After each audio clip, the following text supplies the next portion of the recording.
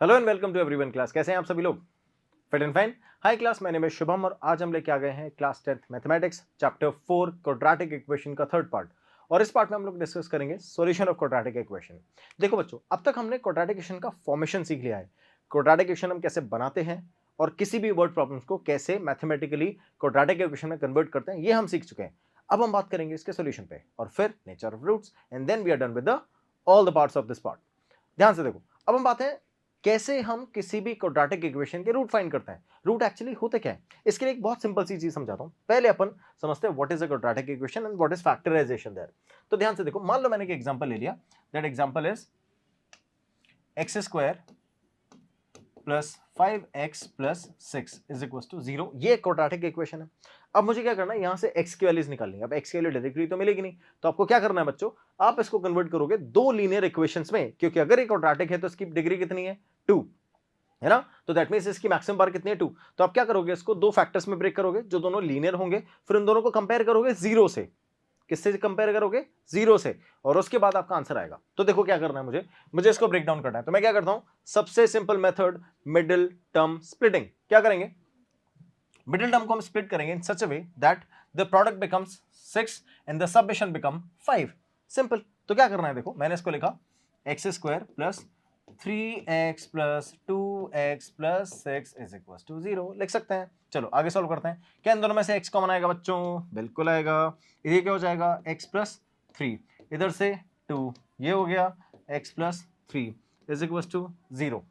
अच्छा, ये एक टर्म और ये एक टर्म बन गई। अब बन गई ना। इन दोनों टर्म्स में से x प्लस 3 इधर भी है, x प्लस 3 इधर भी है, कॉमन ले ले। तो टेकन x प्लस 3 कॉमन।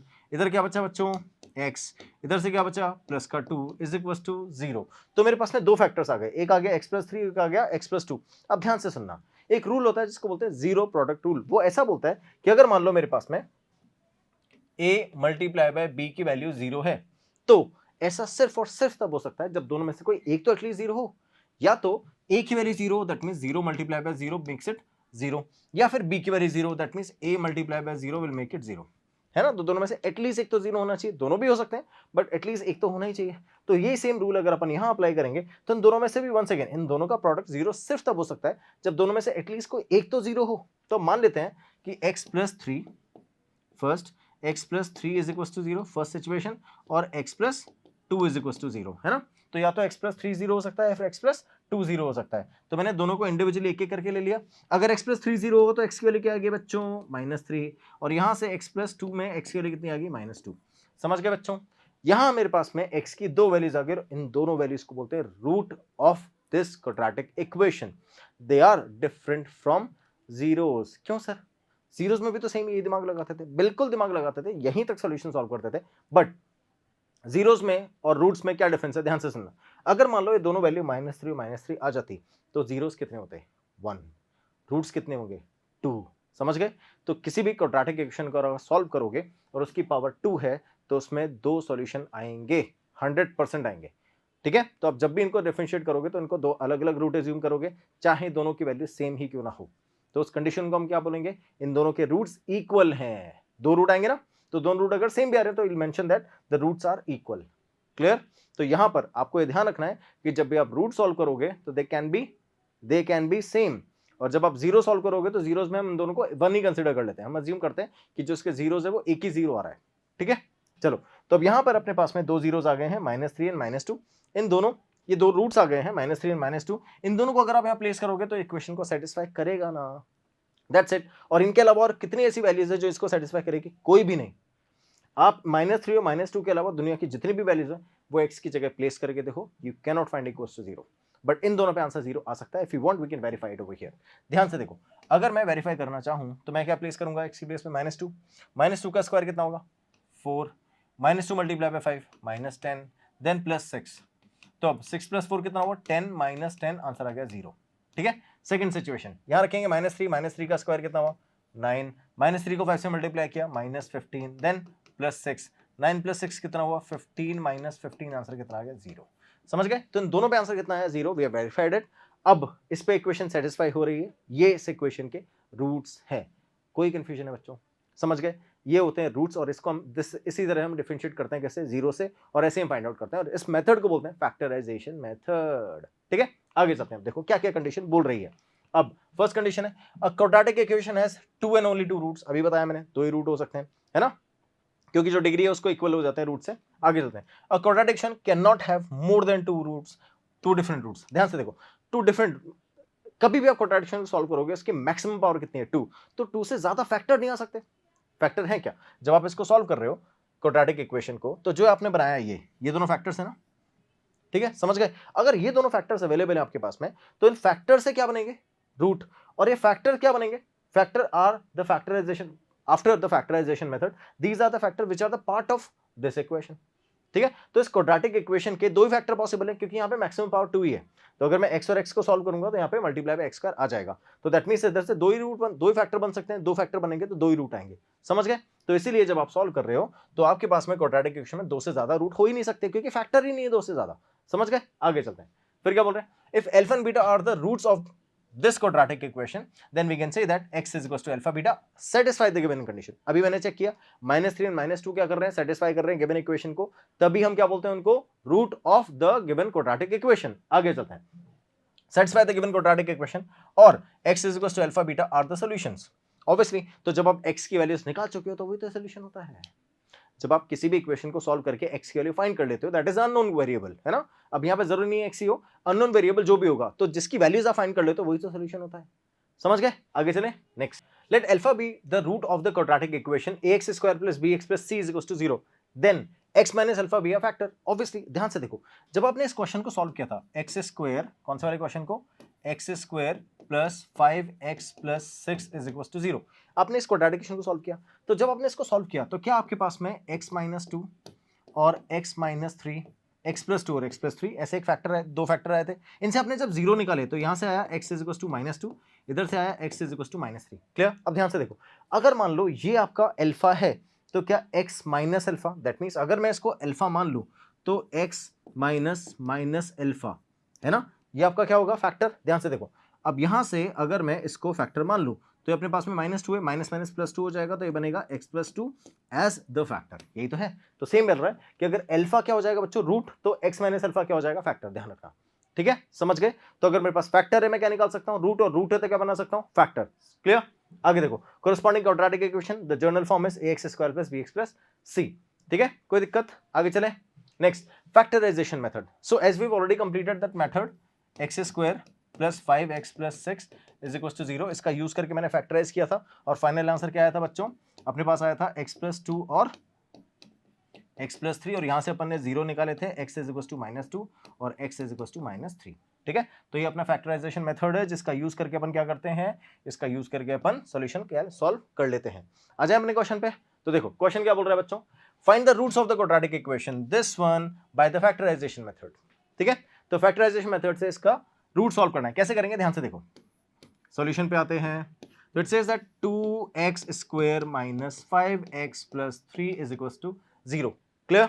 अब क्या करते हैं बच्चों इस केस में, जब भी आपके पास x² का कोई कोफिशिएंट आता है तो आप क्या करोगे, उसको पहले मल्टीप्लाई करोगे 3 से, यानी कांस्टेंट टर्म से। तो 3 2 6, अब आपको 6 बनाना है यहां से। अगर एडिशन है तो जो प्रोडक्ट्स आप निकालोगे किसके, 6 के। ध्यान से देखो, मैं 2 और 3 को मल्टीप्लाई करता हूं तो क्या बन जाएगा, 6। अब आपको 6 को फैक्टराइज करना है such a way that the addition of the factors, अगर यहाँ प्लस है तो addition of the factor must be 5, अगर यहाँ नेगेटिव है तो subtraction of the factor must be 5। तो ध्यान से देखो, 6 के फैक्टर करेंगे तो कितने आएगा, 3 और 2, है ना, और 3 और 2 का सम 5 होता है क्या, बिल्कुल होता है, बस यही फैक्टर्स हम यूज कर लेंगे।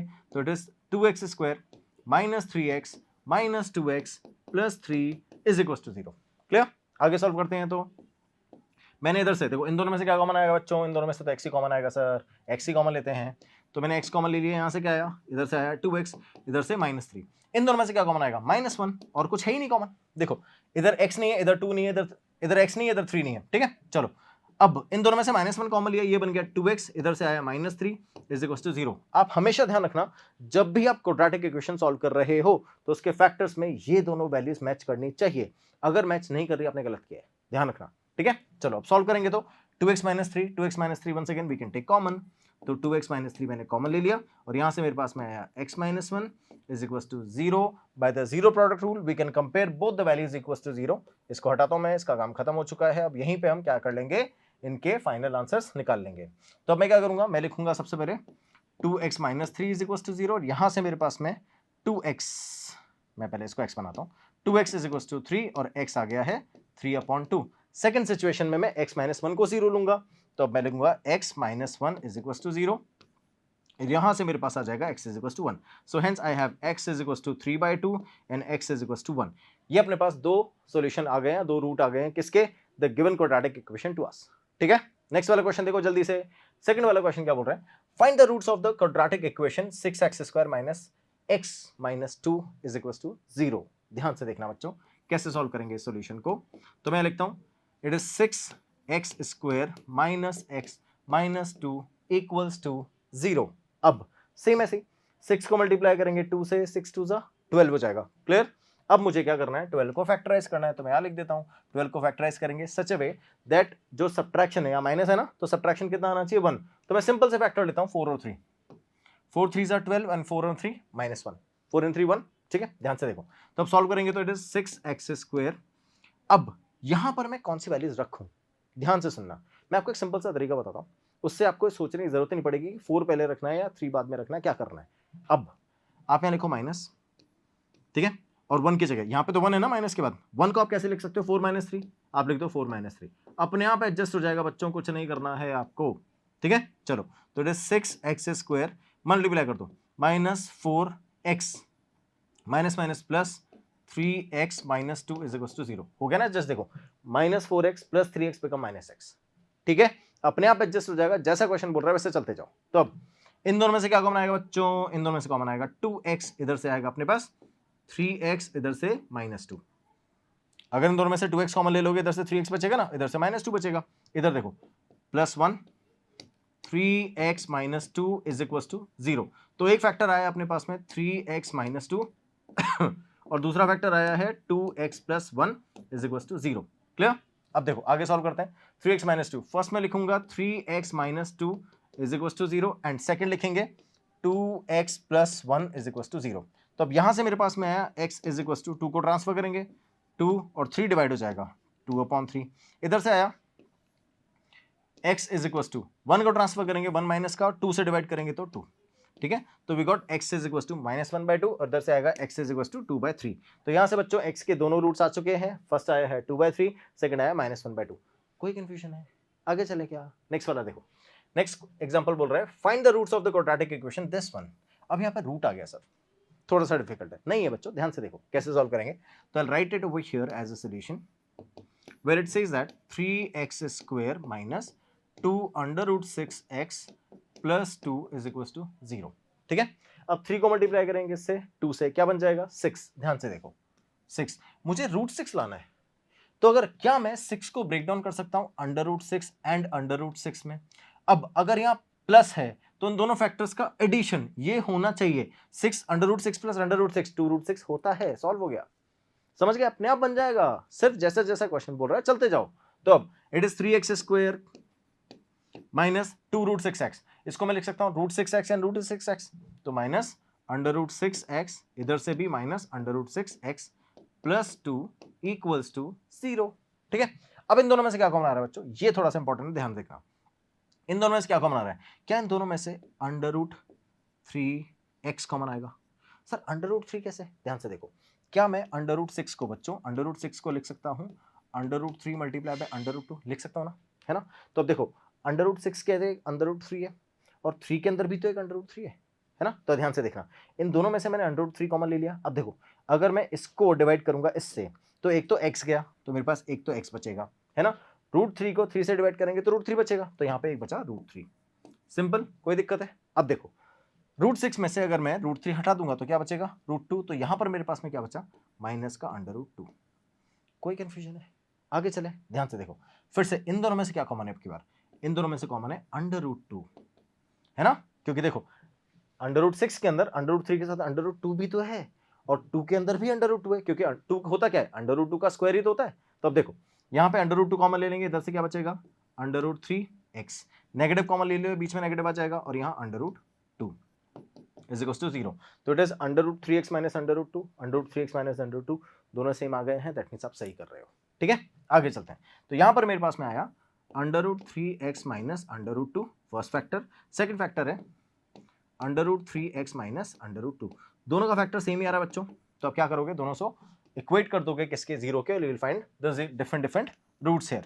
तो कैसे फाइंड करेंगे, √3x minus √2 is equal to 0 first situation, √3x minus √2 is equal to 0 second situation. यहां से अपने पास में x की वैल्यूज आएगी √2 अपॉन √3, इधर से अपने पास x की वैल्यूज आएगी √2 अपॉन √3। तो ये दो वैल्यूज आ चुकी है अपने पास में x की, and these are our roots. कोई कंफ्यूजन है बच्चों, समझ में आ गया, फाइनल आंसर निकाल लिया है, दोनों रूट्स फाइंड कर लिए हैं। चलो नेक्स्ट एग्जांपल देखते हैं क्या बोल रहा है। Find the dimension of the prayer hall discussed in section 1 4.1। 4.1 section में कौन सा प्रेयर हॉल डिस्कस किया था, ये वाला। क्या करना है, इसके क्वेश्चन के अकॉर्डिंग आपको इसके डायमेंशन फाइंड करने हैं, लेंथ ब्रेथ फाइंड करना है। तो ध्यान से देखो, suppose a charity trust decided to build a prayer hall having a carpet area of 300 square metres. तो इसका जो एरिया है बच्चों वो कितना है, 300 स्क्वायर मीटर्स, 300 स्क्वायर मीटर्स। ठीक है, आगे आपको बोल रहा है the its length 1 metre more than twice its breadth. तो इसकी जो लेंथ है, ये लेंथ मान लेते हैं और ये ब्रेथ मान लेते हैं। तो जो लेंथ की कंडीशन है वो क्या है, लेंथ की कंडीशन आपको है length is 1 metre more than, length is 1 metre more than twice its breadth. Length है 1 मीटर मोर किससे, ट्वाइस ब्रेथ से। कोई कंफ्यूजन है बच्चों। अब आपको क्या बोल रहा है, what should be the length and the breadth of the hall. कैसे डायमेंशन फाइंड करेंगे, बहुत सिंपल है, आपको लेंथ एंड ब्रेथ का कंडीशन गिवन है और आपको पता है एरिया क्या होता है, 300 is the area which is equal to length multiply by breadth. अब लेंथ की कंडीशन आपको 2b+1 है, 2b+1, इसको मल्टीप्लाई किससे करोगे, ब्रेथ से, यू विल गेट 300। कोई कंफ्यूजन, मल्टीप्लाई कर दो तो you will get 2b² + b equals to 300। Transfer कर दो तो will get 2b² + b minus 300 is equal to 0। समझ गए, इसको फैक्टराइज कर लेते हैं, चलो जल्दी से करते हैं बच्चों। तो will have 2b² + b minus 300 is equal to 0। तो will have 2b² + b minus 300 is equal to 0। अब देखो 300 को मल्टीप्लाई करेंगे 2 से, व्हाट विल गेट 600। अब आपको 600 को फैक्टराइज करना है such a way that in दोनों का सब्ट्रैक्शन, यहाँ माइनस है ना, ऐसे दो फैक्टर ढूंढने जिनका सब्ट्रैक्शन कितना आ जाए बच्चों, 1 आ जाए। समझ गए बच्चों, कोई दिक्कत है, चलो ढूंढने इसका फैक्टराइजेशन कैसे करेंगे। देखो अगर आपको ऐसे इन सिचुएशन में फैक्टर नहीं समझ में आते ना, तो बहुत सिंपल सा तरीका है, कैसे करोगे, यहाँ पे 10 रखो या 60 रख लो, सिंपल फैक्टर है, इसको ब्रेक डाउन कर लो तो लिखोगे 30 and 2। ठीक है, 10 आपके पास ऑलरेडी है, अभी भी नहीं समझ में, कोई बात नहीं, और ब्रेक डाउन कर लो, 15 मल्टीप्लाई बाय 2 और इधर से आगे अपने पास 10। क्लियर, कोई कंफ्यूजन बच्चों। अब देखो ध्यान से, अगर मैं इसको कंबाइन करता हूं, मुझे पता है 30 के साथ 2 बनाने का मतलब नहीं है, इसको 20 बनाएंगे 10 आ जाएगा, तो दोनों वैल्यूज के अंदर मेरे पास में आंसर नहीं आ रहा है। तो मैं क्या करूंगा, इसके फैक्टराइज करूंगा इन such a way so that इसका जो आंसर है वो इस तरह से बन जाए, जैसे 2 2 ज़ा 4 है ना, 4 को बनाया मैंने 5 के साथ में। तो अब देखो मैंने इसको लिखा 5 मल्टीप्लाई बाय 3, मैंने इसको लिखा, इसको ब्रेक डाउन किया 5 multiply by 3, then 2 multiply by 2, other से मेरे पास में आया 5 मल्टीप्लाई बाय 2, बन गया प्राइम। सारे प्राइम फैक्टर्स अलग अलग कर लिए। अब आप क्या करोगे, इसके फैक्टर्स बनाओगे। तो कैसे बनाएंगे, देखो 2 मल्टीप्लाई बाय 2 मल्टीप्लाई बाय 2 कितना हुआ 8, 8 मल्टीप्लाई बाय 3 24, 5 and 5 25। समझ गए।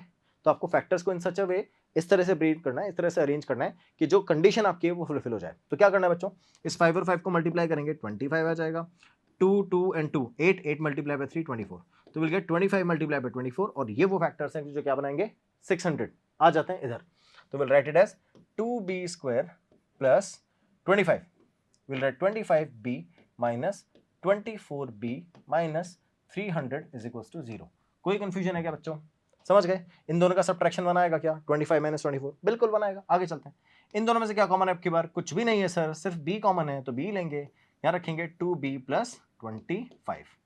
इन दोनों में से क्या कॉमन है बच्चों आपके बार, तो देखो इन दोनों में से क्या कॉमन लेंगे, ऐसी वैल्यूज कॉमन लेंगे so that will get 2b over here, आएगी भी वही। तो मैं क्या अंदर क्या दोनों में से क्या कॉमन ले सकता हूँ, 12 मैंने कॉमन ले लिया, तो यहाँ पे क्या आएगा 2b, 12 से डिवाइड कर लो इसको, देखो 12 2 24, कितना बचेगा 6 60, 12 5 60, तो will gate 2b minus 25, 2b minus minus plus, ये नेगेटिव कॉमन लिया ना तो माइनस माइनस प्लस हो जाएगा, 2b + 25, 2b + 25। ठीक है, सो दोनों वैल्यूज मेरे पास में आ गई एज 2b प्लस 25 फर्स्ट वाले से, सेकंड वाले से b माइनस 12। अब आप क्या करोगे बच्चों, दोनों को इक्वल टू जीरो रखोगे, इक्वल्स टू जीरो रखोगे, इक्वल्स टू जीरो रखोगे। तो कैसे रखोगे, 2b plus 25 is equals to zero, इधर से आएगा b minus 12 is equals to zero.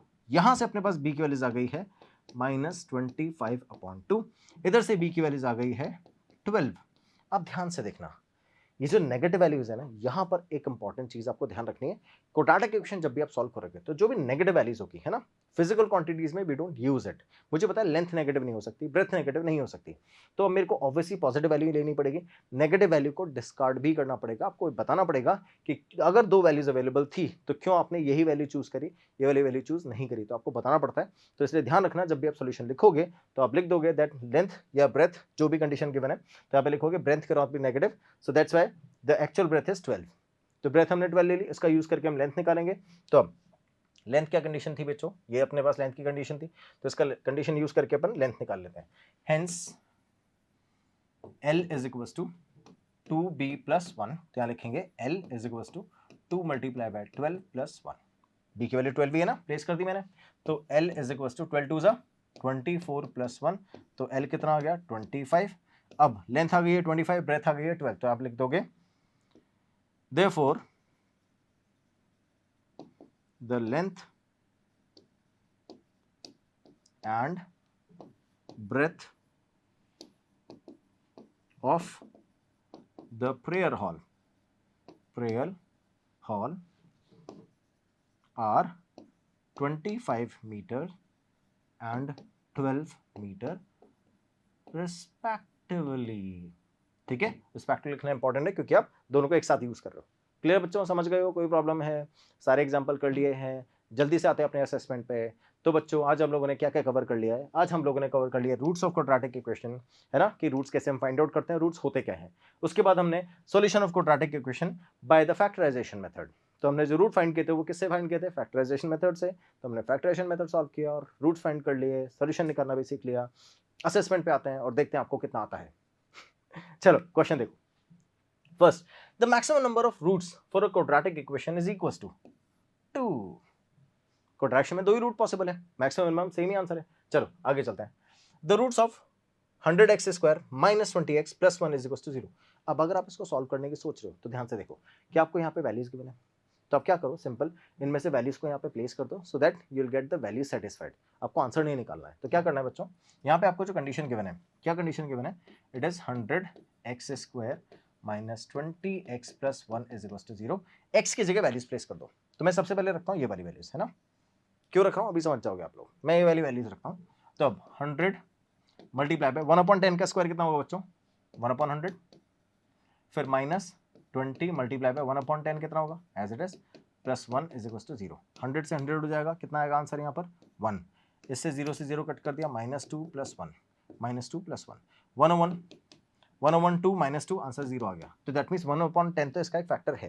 ठीक है, अब अपन 1/20 को भी चेक कर लेते हैं। तो 1/20 को चेक करने के लिए यहाँ पे प्लेस करेंगे, तो बनेगा देखो 100 मल्टीप्लाई बाय 20 का स्क्वायर 400, आगे इधर -20 मल्टीप्लाई बाय 1/20 और लास्ट में क्या है +1, 20 से 20 कट जाएगा, -1 आएगा, -1 + 1 0 बना देगा। इधर देखो इसको रिड्यूस करेंगे तो 1/4, तो ओवरऑल आंसर 0 नहीं आ रहा है।